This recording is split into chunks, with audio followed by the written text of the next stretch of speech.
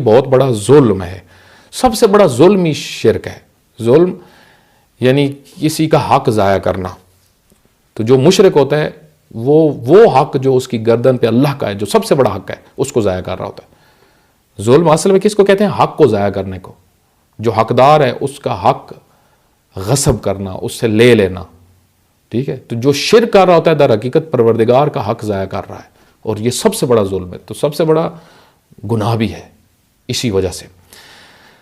آپ دیکھیں قرآن کریم کے اندر ہی خداوند متعال فرماتا ہے ان الذین کفروا من اہل الکتاب والمشرکین، وہ لوگ جو کافر ہیں اہل کتاب میں سے اور مشرکین جو ہیں، یعنی اہل کتاب اور پھر الگ مشرکین کو ڈسکس کیا، فی نار جہنم خالدین فیہا، یہ جہنم میں جائیں گے اور اس میں ہمیشہ رہیں گے، اولئک ہم شر البریہ، یہ بدترین مخلوق ہے جو مشرک ہے، جو شرک کرتا ہے اور جو